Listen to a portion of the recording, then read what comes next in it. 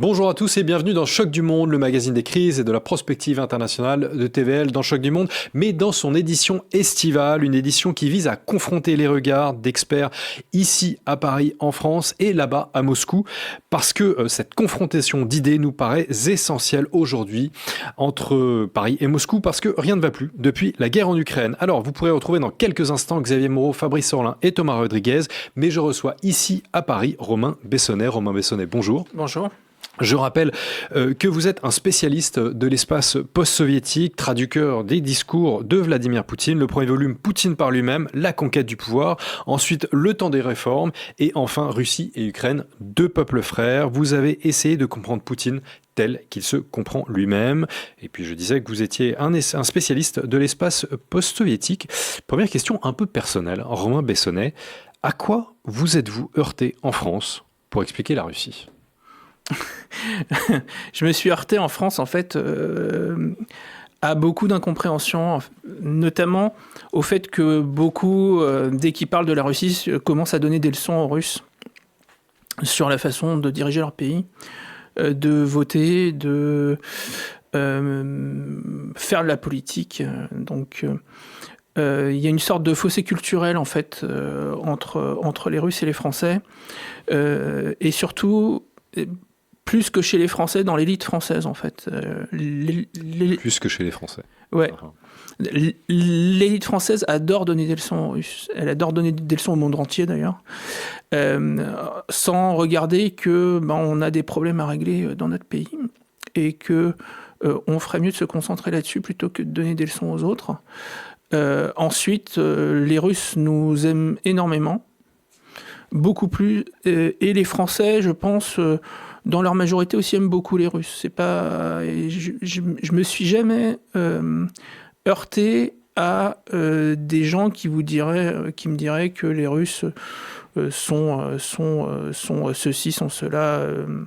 C'est plus. Alors bien sûr, il y a toujours des stéréotypes, mais l'idée que le peuple russe serait un peuple mauvais n'est pas vraiment ancrée chez les Français. Les Français aiment beaucoup les Russes, aiment beaucoup la culture russe, de prime abord, alors que les Russes adorent la culture française.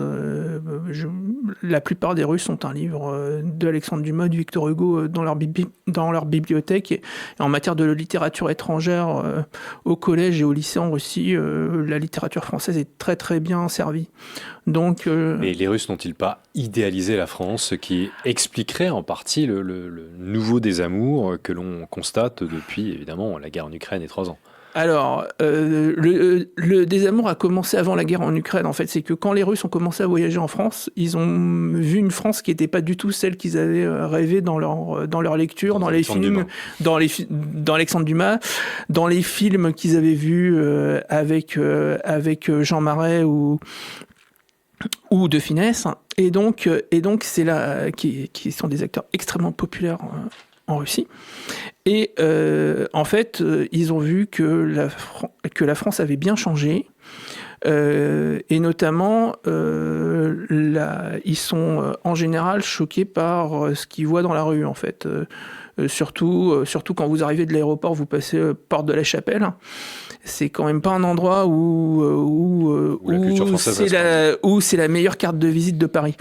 Donc, on va dire ça comme ça. Et donc, effectivement, il y a eu cette chose que, en France, déjà, on est en état d'insécurité. Moi, le nombre de touristes russes que je connais qui se sont fait voler un portefeuille, dépouiller de tous leurs biens, etc., c'est assez impressionnant. Moi, j'ai été très copain à une époque avec le consul de Biélorussie en France qui me racontait des histoires.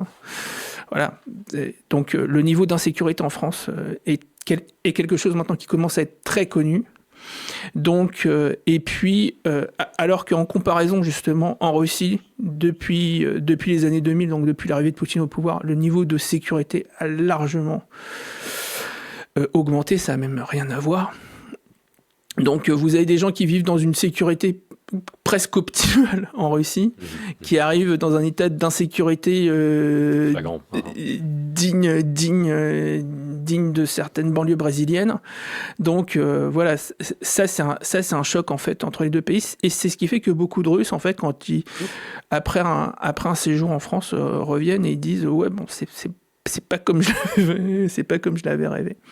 Et puis ensuite il y a le fait que effectivement les Russes comprennent pas en fait pourquoi les Français ont pris à cœur le conflit en Ukraine. Ça, ils le comprennent pas. Voilà. J'ai beaucoup de mal à expliquer à des amis russes pourquoi, par exemple, vous avez des drapeaux ukrainiens sur la quasi-totalité des mairies en France. Voilà. Ils me disent mais qu'est-ce que ça a à voir avec vous en fait c'est pas un territoire français, l'Ukraine. Enfin, c'est une brouille entre nous. Vous avez pas à vous en mêler. Donc voilà, ça aussi, ça fait partie de la grande incompréhension en fait qu'ils ont. Et enfin, oui, les Russes, justement, ils peuvent critiquer le régime. Ils trouvent toujours la façon de Vladimir Poutine de les gouverner. Il y a plein de trucs qui vont pas en Russie. Mais mais personne ne vous dira que le conflit en Ukraine est complètement illégitime, parce que beaucoup de gens l'ont vu arriver. Et les gens vivent vraiment très mal la relation russo-ukrainienne depuis 2014, de toute façon. Donc, là-dessus, pareil, ils comprennent pas, en fait, pourquoi les Français s'occupent de ça, parce que, franchement, pour la plupart des Russes, en fait, c'est une brouille de famille qui a mal tourné, quoi, la guerre en Ukraine. Depuis le Maïdan, je comprends bien. Alors, la France, dans ce contexte-là, accuse la Russie d'ingérence, comme on dit, de mener une guerre hybride informationnelle. La Russie, elle, accuse l'Occident de vouloir infliger donc cette défaite stratégique à la Russie. Alors, d'une certaine manière, les deux arguments peuvent s'entendre. Le souci, c'est que ces deux initiatives, ces deux attaques, ces deux agressions s'attaquent à la culture que vous avez évoquée et qui semble toujours la seule chose capable de permettre une relation franco-russe de long terme. Alors, parce qu'elle est menacée, est-ce fini de l'entente franco-russe ? Du point de vue politique, oui. Enfin, il faut être clair, l'entente franco-russe, qui est une entente politique sur le long terme, actuellement, en tout cas, elle est largement au congélateur. Ensuite, du point de vue de la relation culturelle, je pense que la plupart des Français, et même la plupart des Français dans les milieux culturels, savent faire la part des choses entre la culture russe et puis le régime russe, le président qui est au pouvoir à Moscou. Et donc, on n'a pas, en France, les réactions un peu hystériques qu'on peut avoir, notamment en Ukraine, où on déboulonne des statues de Pouchkine et ce genre de choses. Même si on peut avoir parfois des petites mesquineries qui, d'ailleurs, en général, sont plus le fait des Russes blancs de la première immigration des années 20 en France. Voilà, qui veulent jouer à être plus français que les Français, ou même plus membres de l'élite que membres de l'élite, et qui, par exemple, décident de débaptiser le conservatoire russe Tchaïkovski pour le rebaptiser en conservatoire Tchaïkovski, parce que russe, déjà, c'est trop. Voilà. Mais ça, c'est vraiment un épiphénomène. Et puis, on voit aussi que, par contre, il y a une sorte de désynchronisation entre la France et la Russie sur les sujets historiques. C'est-à-dire que en France, vous prenez les programmes d'histoire du secondaire, le front de l'Est est une sorte d'épiphénomène dans la grande libération par les États-Unis de l'Europe. Ça, les Russes le vivent très mal, par exemple. Voilà. On a laissé 25 millions de personnes sur le carreau. Ouais, 27 même. Donc voilà, quand on a eu 27 millions de morts, que ça a touché toutes les familles et que ensuite on vient leur faire la leçon, écoutez, voilà, on a laissé quand même sur l'autel de la victoire la plupart des populations. C'est quand même très difficile à entendre. Très difficile à entendre. Eh bien, essayons justement d'entendre les arguments russes. Rendez-vous maintenant à Moscou avec nos chroniqueurs Xavier Moreau, Alexis Tarade et Thomas Rodriguez. Allô Moscou, ici Paris. À vous les micros.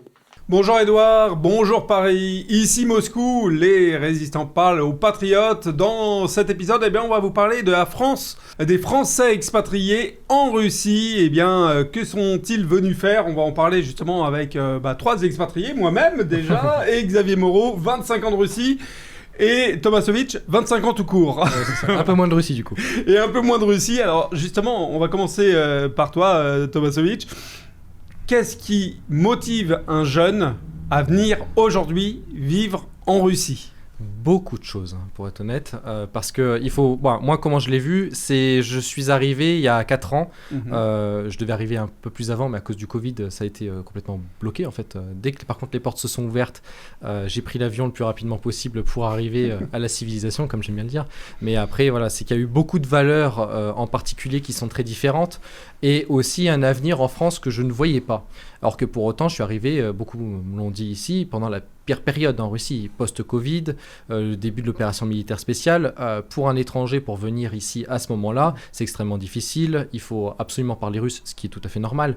Mais les périodes précédentes, c'était plus compliqué. Mais pour autant, avec toutes ces difficultés que j'ai pu voir en arrivant, en fait, je me sentais beaucoup mieux qu'en France. Et le peu de voyages que j'ai fait retour, à chaque fois, m'ont fait dire naturellement à ma famille en mode oh, tu peux revenir à la maison. Je leur dis mais la maison est ici, donc en parlant de la Russie, parce que voilà, je me sens beaucoup plus à l'aise ici. La population est très différente et je pense que les mentalités sont tellement... on a inversé les valeurs en France, alors qu'ici les valeurs sont normales. C'est plutôt même une normalité, alors que pour autant, quand on écoute les Français parler des valeurs russes, c'est presque devenu anormal tellement que, comment dirais-je, tellement que les valeurs ont été perdues en France. C'est-à-dire qu'un parent 1, un parent 2, c'est presque devenu une banalité en France, alors qu'ici, on est sur... Ça n'existe pas. Ça n'existe pas. Et, un parent ici, 1, un parent 2, ça s'appelle un père et une mère. Exactement. Donc, voilà. Et en plus, au niveau économique, en France, je ne voyais aucun avenir. Je sais très bien que, par exemple, en France, je n'allais jamais avoir de retraite. Donc, pourquoi cotiser pour un État qui me ponctionne tout, alors que je pourrais vivre dans un pays qui... déjà, parce que j'adore la Russie, il faut le dire. Je me suis extrêmement intéressé à ce pays depuis très longtemps, depuis mes 14 ans à peu près, donc une bonne dizaine d'années.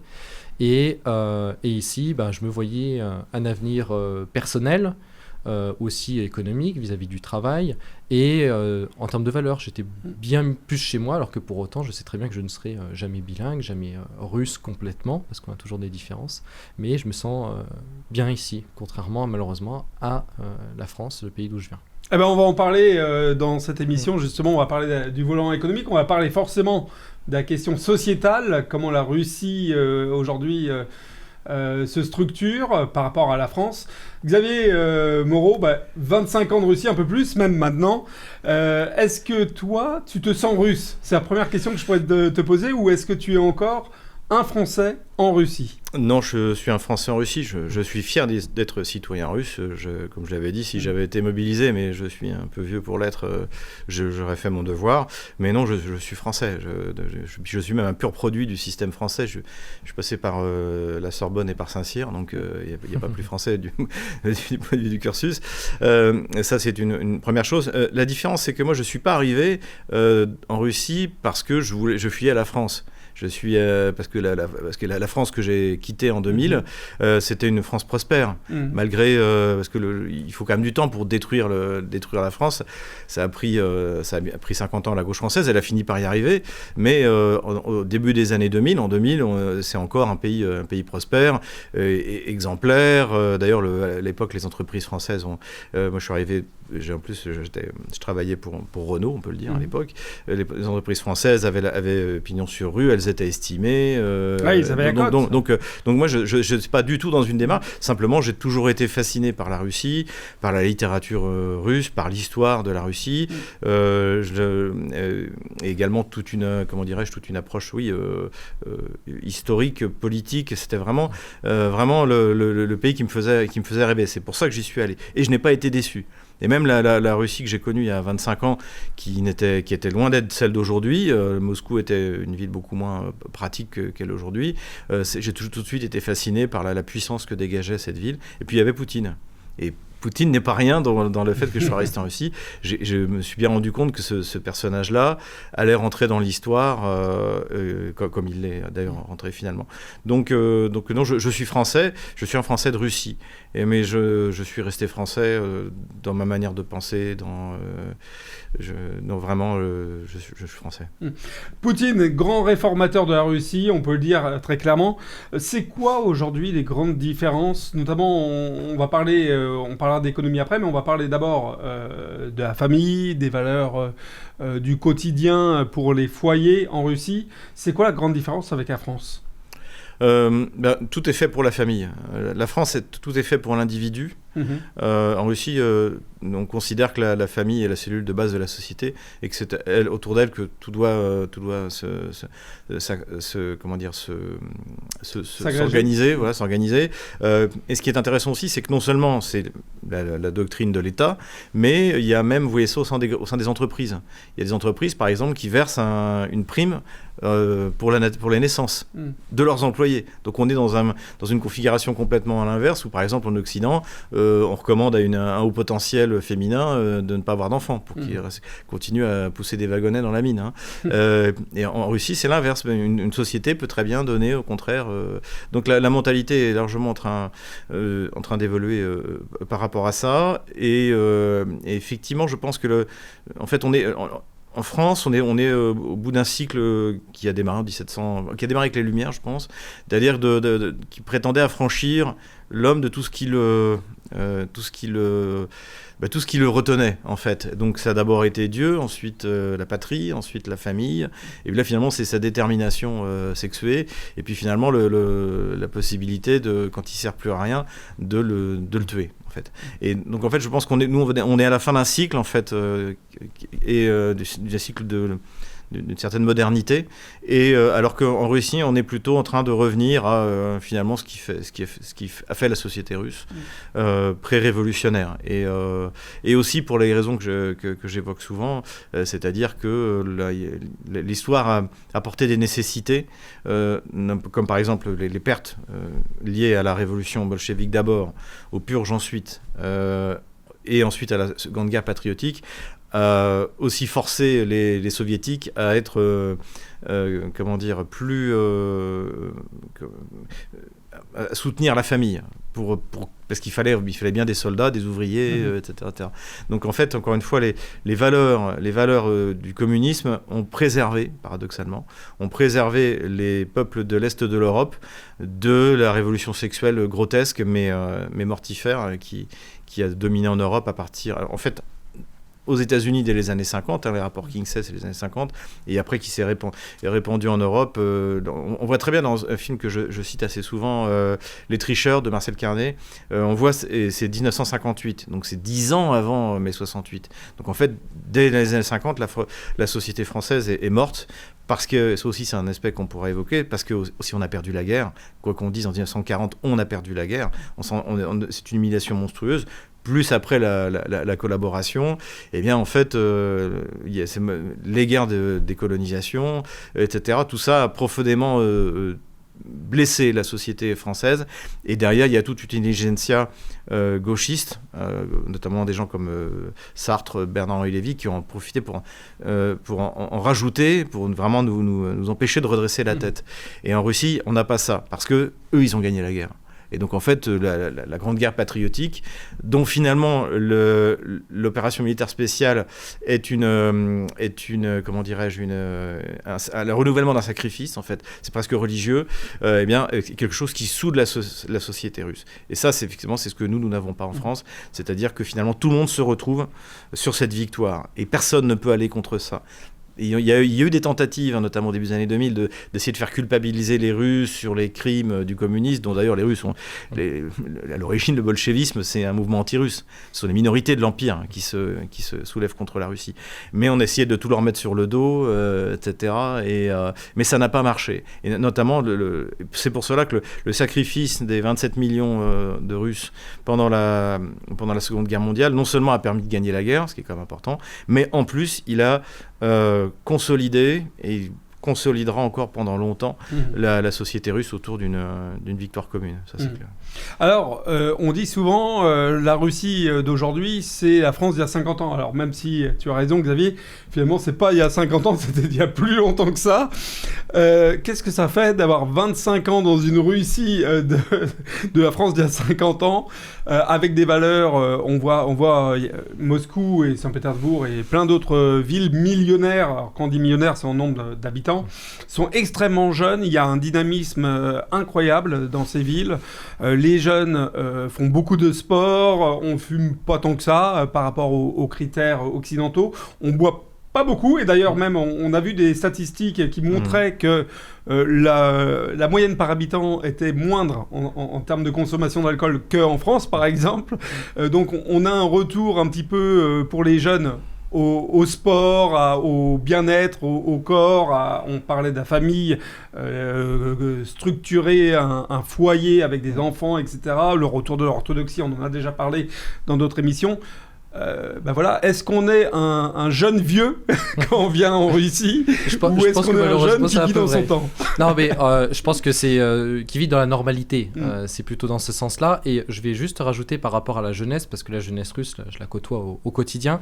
Je rajouterai un point qui est aussi, comment dirais-je, un traumatisme, des traumatismes familiaux. C'est-à-dire que l'alcoolisme, les drogues, il y a aussi en l'occurrence en particulier des années 90, et tout, comment dire, le manque de valeur qu'il y a eu pendant cette période-là a traumatisé indirectement via les enfants, donc ma génération, toutes ces personnes-là. Et en Russie, c'est là, au moins la moitié à peu près des jeunes ne boivent rien.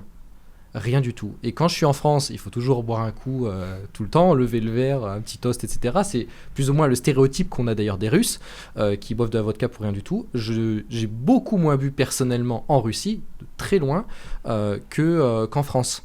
Et ça, c'est extrêmement flagrant vis-à-vis de ça. Certains ne boivent même pas pour une fête, pour un nouvel an ou quoi que ce soit.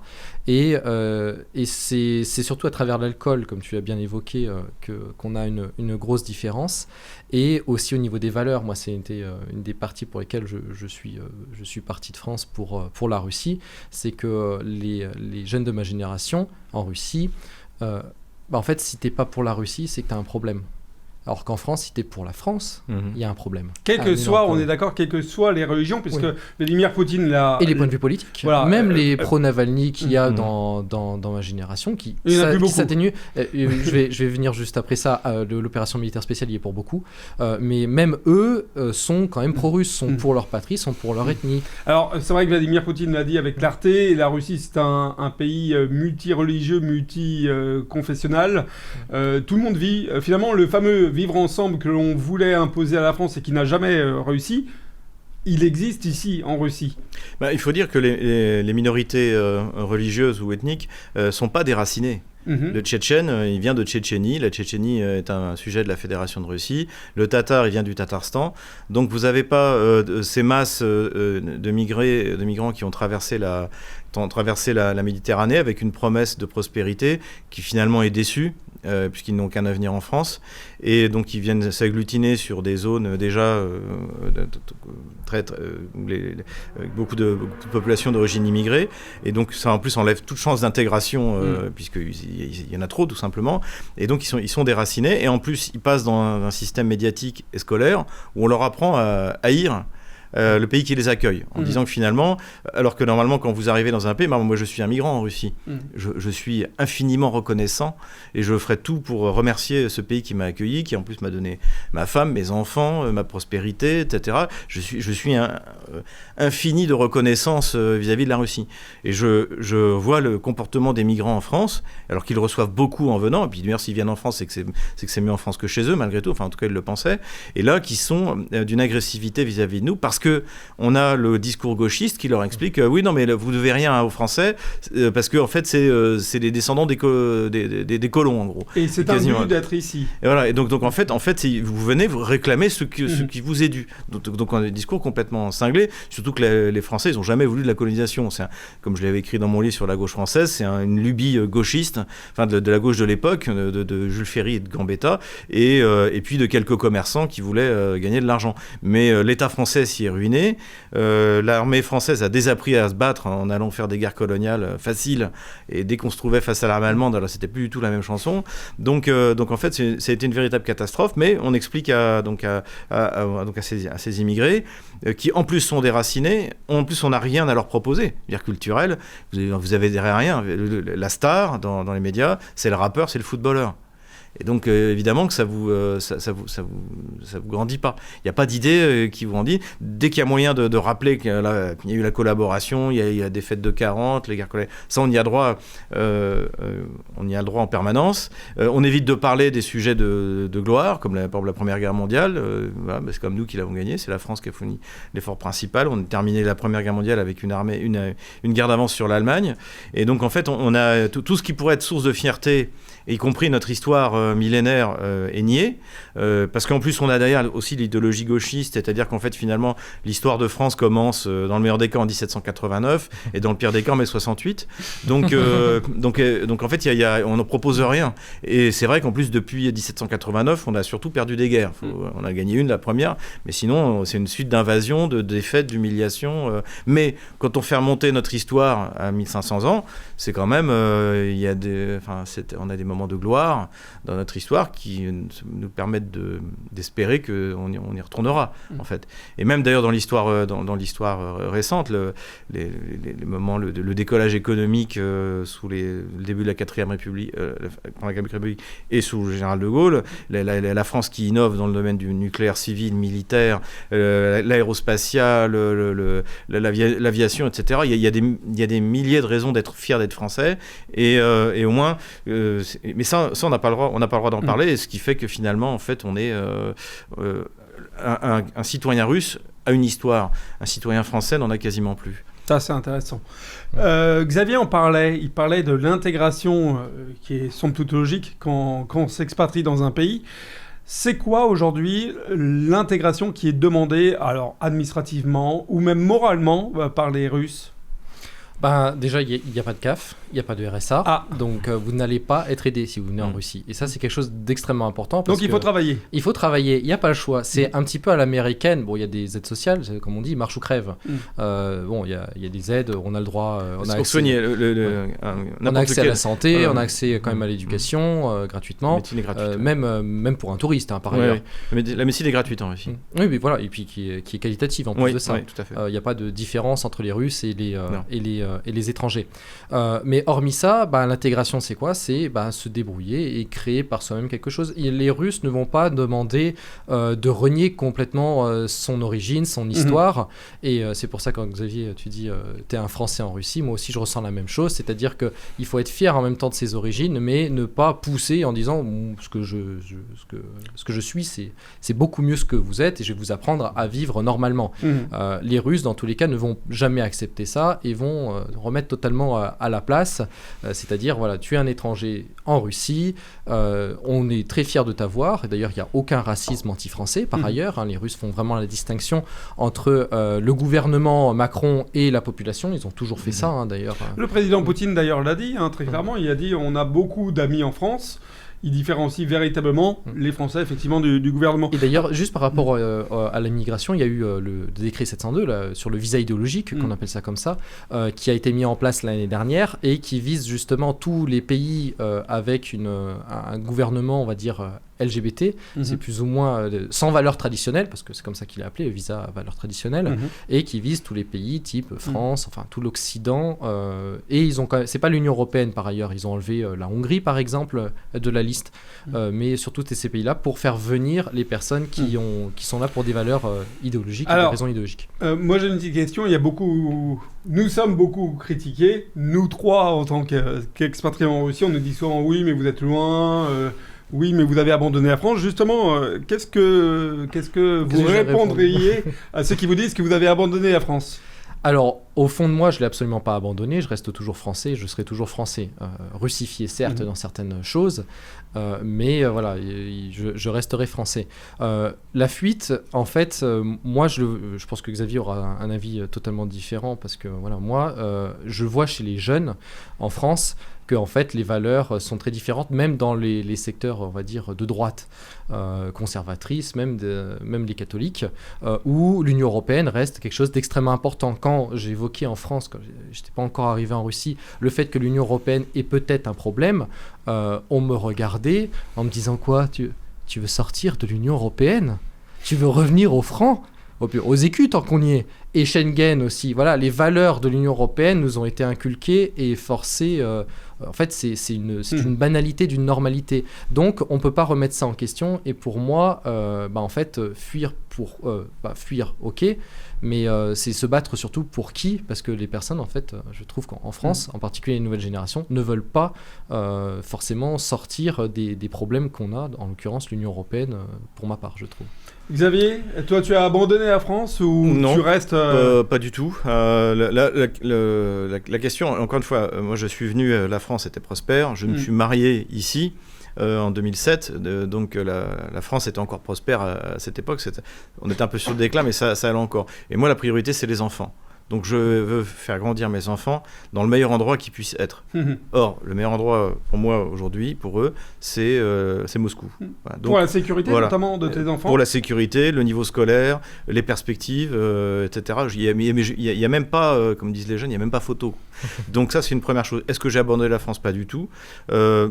Quand il y a eu la manifestation des Gilets jaunes, je faisais des allers-retours le week-end pour participer aux actes. J'essaie d'ailleurs précisément de revenir en France de temps en temps. Alors évidemment, moi je suis surtout orienté sur la politique russe, mais j'ai publié un livre, le livre noir de la gauche française, où je désigne l'ennemi, pour paraphraser Carl Schmitt. Voilà, donc je désigne l'ennemi de la France, et je sais que ce livre a un impact certain. Et donc, si je vois qu'il y a quelque chose à faire, je reviendrai. Ça, il n'y a absolument aucun doute là-dessus. Je pense que pour l'instant, moi, je vois une autre génération de Français, au contraire. Il y a eu le pèlerinage de Chartres il n'y a pas très longtemps, où on a vu, je crois, 36 000 essentiellement jeunes Français qui faisaient cette marche. Donc, il y a encore des gens qui y croient, qui se battent. De ce que me disent mes amis, notamment les jeunes officiers qui font Saint-Cyr, en veulent toujours autant.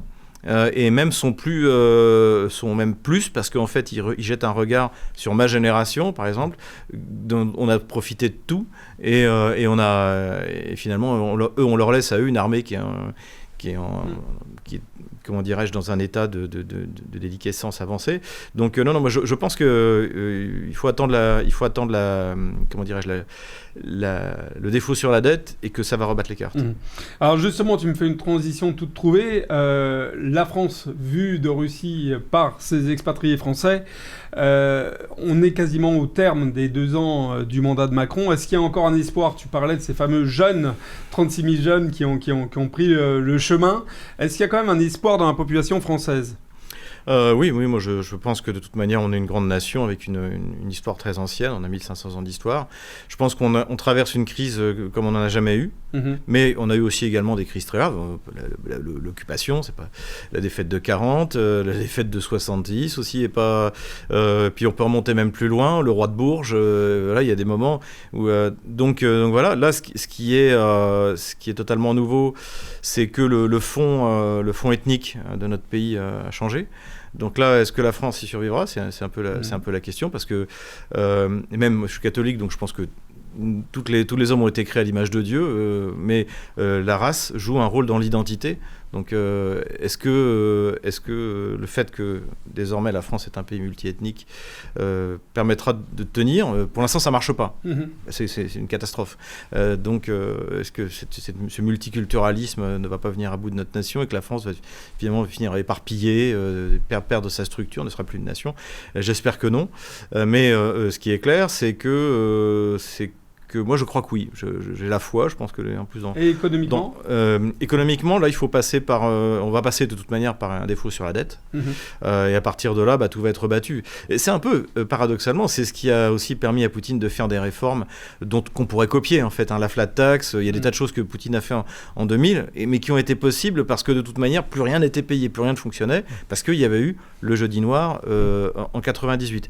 Et je pense qu'aujourd'hui, faire quelque chose, ça sert à rien, parce que tenir un discours raisonnable qui serait de dire, il faut que tout le monde fasse un effort, les travailleurs, les retraités, ceux qui fichent rien, etc. Et on va s'en sortir et ce sera pour nos enfants. Donc je vais avoir des enfants pour être intéressés par... Mais ça va être très dur. Vous allez travailler dur et gagner moins. En gros, c'est ça. Ce discours... À côté, vous aurez Marine Le Pen qui vient de dire que l'Union européenne est une structure marchande, alors qu'elle ne produit plus rien, elle n'a plus rien à vendre, et ultra-libérale, alors qu'il y a une série de normes qui empêchent le business, qui rappellent l'URSS. Vous aurez d'un autre côté Jean-Luc Mélenchon qui va dire qu'il faut prendre l'argent des riches, parce qu'il n'a pas compris que c'était lui qui était riche. Et puis vous avez Macron qui dira à peu près la même chose. Enfin, ils vont vous dire n'importe quoi. Donc le discours de demander de faire un effort général, etc., ne peut pas passer. Donc, le seul moyen de réformer, c'est après le défaut sur la dette. Et il est inévitable. Il y aura un défaut sur la dette, et je pense que ça pourra, même s'ils ne le veulent pas, ça pourra provoquer... L'avantage de la France, c'est qu'étant donné son poids dans la zone euro, c'est pas la Grèce. Si la France tombe... il n'y a plus de zone euro. Et je pense que le reste... les deux promesses de l'Union européenne, c'était la prospérité et la paix. C'est la pauvreté et la guerre. Et en plus, on la perd, la guerre. Et donc, d'ailleurs, la victoire russe... Les Russes se battent aussi pour nous, en fait. Les Russes se battent pour les peuples d'Europe, puisque on pourra espérer que la défaite militaire aura des conséquences politiques. C'est ta théorie pour laquelle on parle régulièrement de la renaissance du phénix, en fait, de la France. Oui, je pense. Qui se redresserait de ses cendres. On sera surpris, hein, même je me souviens, les Russes voyaient tout d'un coup avec l'arrivée de Poutine à quel point finalement on se prend 7% de croissance par an. C'est pas si compliqué. Les Russes se sont sous-estimés pendant longtemps, plus maintenant. Mais dans les années... moi, je leur expliquais, mais non, regardez, vous avez quand même des fondamentaux, vous avez ça, vous avez... etc. Mais ils étaient... et en fait, les choses allaient beaucoup mieux qu'ils ne le voyaient. Alors, tu en as parlé dans un épisode précédent où tu nous parlais notamment de la ville de Moscou. Sobyanin, le maire de Moscou, avait licencié à son arrivée 95% de la population. C'est à peu près le doge... Les employés. Oui. Voilà, c'est à peu près le doge qu'il faudrait faire en France. Un doge qui avait été notamment... qui avait été mis sur la table par Eric Ciotti, qui était venu d'ailleurs c'était très bien en termes d'image, il était venu avec une tronçonneuse. C'est Milei en Argentine. Ouais, exactement, il avait fait un mix entre Elon Musk et Milei. C'était totalement mais d'ailleurs, ce qui est intéressant, c'est que, pardon de vous interrompre, ce qui est intéressant, c'est que pour l'instant, le Doge, ça a échoué aux États-Unis. Ouais. Parce que, en fait, et c'est pour ça que je pense que démarrer des réformes avant la... En fait, il n'y a qu'un seul pays réellement qui a su se réformer en partant d'un système socialiste. Ou un État tout-puissant. C'est un peu... Parce qu'en fait, quand on regarde aux États-Unis, c'est un peu à ça que ça ressemble. Un État qui émet de la dette en permanence pour se financer. C'est la Chine. La manière dont la Chine, c'est extraordinaire, ce peuple est extraordinaire. C'est Deng Xiaoping, 1979, fait le constat que le socialisme, ça marche pas. Au moment où nous, on vote Mitterrand, en fait. Et donc, il faut réformer. Et les soviétiques font le même constat, c'est l'époque d'Andropov, que ça marche pas. Mais l'Union soviétique est incapable de se réformer. Et ça aboutit à la chute de l'Union soviétique. Mais la Chine, elle, réussit. À part Tiananmen, qui finalement, en fait, est un épiphénomène, petit à petit, la Chine est devenue ce qu'elle est aujourd'hui, la première puissance économique mondiale, avec un pays entreprenant, innovant, enfin, c'est extraordinaire. Mais c'est un cas unique. Et je pense que c'est le génie du peuple chinois. Finalement, quand on regarde, l'URSS n'a pas pu se réformer. Milei a pu démarrer des réformes parce que c'était la catastrophe économique. Et je pense que les États-Unis pourront peut-être se réformer, mais d'abord, il faudra finalement toucher vraiment le fond. J'ai bien peur que c'est ce qui les attend, ou bien peur. Et il y aura sans doute des opportunités extraordinaires. Je pense que une fois qu'on aura touché le fond, la France peut devenir un pays... là, on pourra faire la flat tax, on pourra libérer les entrepreneurs, il va y avoir... Il y aura une énorme anarchie, il y aura une crise sociale très grave, il y aura des émeutes, des pillages dans les magasins, parce que notre population, c'est pas c'est déjà les Français naturellement on le sent chaud, mais en plus on a des populations immigrées qui sont habitués maintenant à vivre de l'État, et tout d'un coup ils vont se retrouver sans rien, mais pas que des immigrés d'ailleurs, ils vont se retrouver, et là donc émeute, pillage, etc. il y aura, mais il y aura aussi des opportunités comme il y a eu en Russie, il y a toujours d'ailleurs en Russie. Encore une fois, il va se passer quelque chose et ce sera intéressant et ça donnera peut-être envie de revenir en France. À voir. Alors justement, dans ces hypothèses, est-ce que Marine Le Pen, est-ce que Bardella, est-ce que les Républicains, l'UPR, les Patriotes, est-ce qu'il y a de quoi redresser la France politiquement ? Pour moi, non. Alors, pourquoi je dis ça ? Parce qu'en fait, quand on prend ne serait-ce que les partis qui sont présents à l'Assemblée nationale, déjà, donc voilà, parce que ce qu'on va appeler les partis classiques, on l'a bien vu au Covid et au moment de la guerre en Ukraine, qu'en fait, c'est un parti unique, tout le monde est pareil, il n'y a quasiment pas de différence réelle, hormis sur certains sujets, et encore, c'est très léger. Donc, eux, on voit bien, c'est mon avis, qu'en fait, dans tous les cas, ils ne vont jamais pouvoir relever quelque chose, la France du moins, parce qu'il y a l'Union européenne qui est derrière, parce qu'il y a les autres partis qui vont leur mettre des bâtons dans les roues, et il n'y a aucune motivation de perdre son aura politique individuellement. Et les autres partis, par exemple les Patriotes ou l'UPR, en fait, ils sont tellement petits, il faudrait qu'ils fusionnent pour qu'il y ait un parti qui pourrait éventuellement fonctionner. Et là, éventuellement, moi, je pense qu'il y aurait une possibilité réellement de pouvoir faire quelque chose, mais comme j'ai dit, les autres partis au-dessus, dans tous les cas, vont leur mettre des bâtons dans les roues, et pour moi, comme l'a dit Xavier, je suis un peu moins optimiste de manière générale que Xavier, mais il faut qu'on arrive complètement à l'effondrement total, mais est-ce que les Français Xavier sont prêts ? veut l'effondrement pour le redressement. Mais exactement. Moi, c'est pas que je veux l'effondrement, je dis que c'est inéluctable, et que ce sera peut-être la fin, le point final, ou alors ce sera une occasion de rebondir, comme la Russie a su le faire. Parce que les Russes, ils ont l'habitude, il y a toujours eu des problèmes, ils ont toujours été isolés, ils ont toujours eu des sanctions, ils ont toujours eu des crises. Tous les 10 ans, grosso modo, depuis la chute de l'URSS, il y a toujours un problème économique assez important ou un problème géopolitique. Les Français, ils n'ont pas l'habitude de ça. Mais c'est pas la question de pas avoir l'habitude, c'est que, oui, effectivement... Ils vont pas être prêts, ils seront absolument pas prêts à perdre tout. Non, les Russes n'étaient pas prêts non plus, Les années 90, il y a eu 1 million de morts à cause de l'effondrement du système de santé. Donc, bien sûr que les personnes... Vous passez pas brutalement d'une économie socialiste à une économie de marché. Voilà, Est-ce qu'on a les personnalités politiques en place en France pour aider à ce redressement ? Moi, il y en a deux que j'aime bien, c'est François Asselineau et Florian Philippot. Mais le problème, encore une fois, on verra après la crise. Pour l'instant, la grande réussite du mitterrandisme, je critique, c'est le salariat des partis. C'est-à-dire le financement des partis.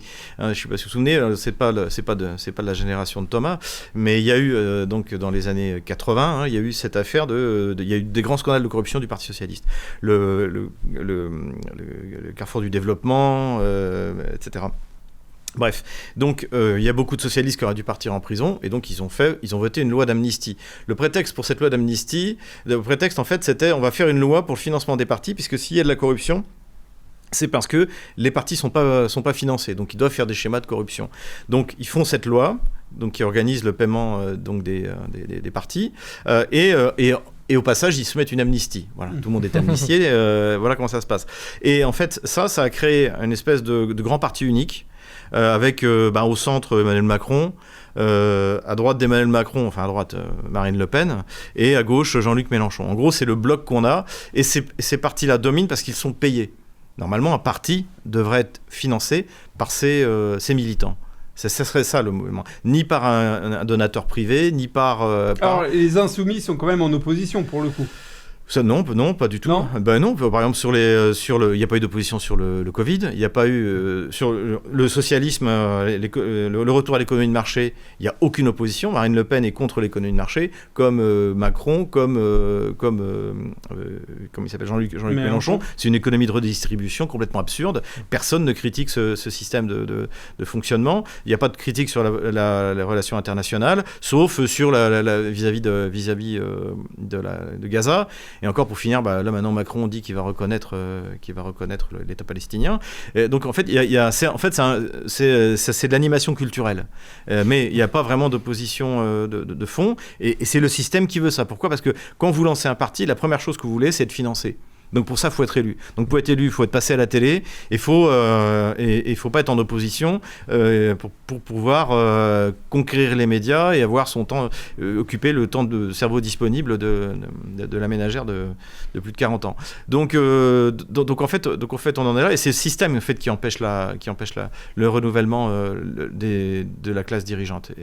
Le redressement de la France, il passe par le fait de quitter l'Union européenne nécessairement ou pas forcément ? Je pense que le redressement économique passe par la sortie de la zone euro, mais ça va arriver au moment du défaut sur la dette. Qui n'est pas souhaité par la grande majorité des noms qu'on a cités. Emmanuel Macron, bien entendu que non, puisque lui est le procureur de l'Union européenne. Marine Le Pen et Jordan Bardella, ainsi que les Républicains, ont bien entendu dit qu'eux ne souhaitaient pas que la France quitte l'Union européenne. On a éventuellement l'UPR et les Patriotes, mais encore une fois, avec ce que disait Tomasovic, c'est-à-dire... Mais encore une fois, c'est le défaut sur les dettes. Ouais. Le défaut sur la dette va entraîner la fin de la zone euro. Le poids de la France est tel que ça va être l'effondrement. Mm-hmm. C'est d'ailleurs pour ça que les agences de notation, pour l'instant, soit disent ce mois-ci on note pas, soit disent en fait on vous conservez votre double A, mais en fait vous ne le méritez pas. Donc, mais un jour ou l'autre, ils vont, surtout depuis l'affaire Lehman Brothers, il avait un triple A, le Lehman Brothers, ils vont être bien obligés de dire la vérité. Et donc ça va entraîner une augmentation du taux d'intérêt pour l'État français. Ça va être la fin, ça va être l'effondrement. Et ça va entraîner donc deux choses, c'est que, la fin de la zone euro, le retour au franc, avec une dévaluation qui va faire très très mal. Et deuxièmement, c'est la fin de la cotisation de la France au budget européen. Donc qui va payer ? Les deux premiers contributeurs, c'est l'Allemagne et la France. Et il y a des tas de pays comme la Pologne, par exemple, qui sont membres de l'Union européenne pour l'argent. Ils n'en ont absolument rien à faire du projet européen. Et d'ailleurs, Donald Tusk, à l'époque, aujourd'hui Premier ministre, qui avait été Premier ministre aussi avant, et entre-temps, il a été commissaire européen. Et à l'époque, il y en avait qui commençaient à dire au sein de l'Union européenne, il serait peut-être temps que les Polonais... La Pologne est le premier pays qui reçoit de l'argent, ce qui lui permet d'acheter du matériel américain pour son armée, soit dit en passant. Mais qui a dit, il serait peut-être temps que la Pologne devienne contributeur positif. Et Donald Tusk avait dit, mais si vous faites ça, les Polonais vont sortir de l'Union européenne. Donc en fait, pour une bonne partie des pays européens, l'Europe, l'Union européenne, c'est un moyen de siphonner la richesse allemande, française, italienne. Donc je pense que quand il n'y aura plus... Encore une fois, la France est le deuxième contributeur.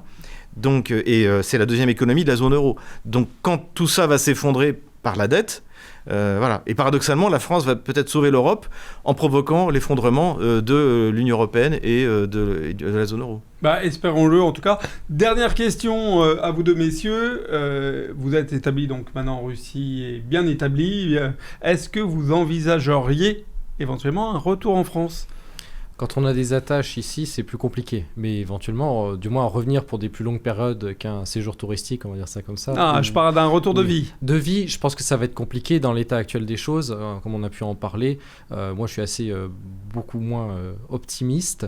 Dans tous les cas, ce serait dans des décennies éventuellement, parce que là, le temps que tout s'effondre, surtout qu'ils vont faire durer ils vont tout remuer jusqu'à que ça implose à l'intérieur. Je me vois pas vraiment avant peut-être 20-30 ans, éventuellement. Et encore, la Russie, on s'y fait, on se russifie, on a des attaches ici, et au final, la France, c'est un pays que j'aime, et c'est un pays que j'aimerais toujours, ça c'est certain, et dans mon cœur. Mais là... Mais pas de retour prévu. Ah non, du tout. Pour un jeune de 25 ans en Russie. D'ailleurs, je suis absolument pas le seul à le vouloir. Je voulais juste faire un aparté, c'est-à-dire qu'en Russie, l'opération militaire spéciale a poussé les jeunes Russes à devenir beaucoup plus patriotes. D'ailleurs, c'est surtout à cause des sanctions contre le peuple russe, avec les visas, etc. Mais en France, il y a même beaucoup plus de jeunes qui veulent partir de France pour plus ou moins les mêmes raisons que moi. Donc, il y a une possibilité c'est pour ça que je ne suis pas aussi optimiste, c'est que beaucoup vont partir et pas grand monde va rester pour se battre au final. Xavier, pareil, est-ce que tu envisagerais potentiellement pour ta famille un retour en France ? Pas pour ma famille, parce que je veux mes enfants sont encore à l'école. Mon aîné a 15 ans, mon petit dernier a 3 ans. Donc, à 14 ans, pardon, il y a 3 ans, le dernier. Donc en fait, il faut qu'ils se construisent ici. Et je vois pas trop d'opportunités pour moi en France. En revanche, revenir dans le cadre d'un bouleversement politique où chacun devra apporter sa pierre à l'édifice. Encore une fois, je faisais des allers-retours le week-end pour participer aux Gilets jaunes. Donc si je vois qu'en France, tout d'un coup, il y a un grand mouvement populaire et où il apparaît en fait une nouvelle élite politique et que je pourrais apporter ma pierre à l'édifice, pourquoi pas être un lien entre la France et la Russie ? On aura besoin de l'aide de la Chine. Quand on redressera la France, on aura besoin de l'aide de la Chine, on aura besoin de l'aide de la Russie. Eh bien, pourquoi pas jouer un rôle là-dedans ? Oui, ça c'est tout à fait envisageable. Mais non, ma famille, je la laisse ici à l'abri. À l'abri. C'est le mot de la fin. Merci Edouard, merci Paris. Et on se retrouve très prochainement sur TV Liberté. À très vite dans Choc du Monde. Merci beaucoup à nos chroniqueurs moscovites, Alexis Tarat, Thomas Rodriguez et Xavier Moreau. Merci aussi à notre invité à Paris, Romain Bessonnet, pour ses éclairages. Je rappelle, Romain Bessonnet, d'ailleurs, que vous êtes spécialiste de l'espace post-soviétique. Vous avez traduit les discours de Vladimir Poutine. Poutine par lui-même, la conquête du pouvoir. Ensuite, le temps des réformes. Et enfin, Russie et Ukraine, deux peuples frères. Merci à tous d'avoir suivi cet épisode estival de Choc du Monde, le magazine des crises et de la prospective internationale de TVL, qui a tenté d'allier les vues entre Paris et Moscou pour essayer de les confronter, pour essayer de comprendre la situation.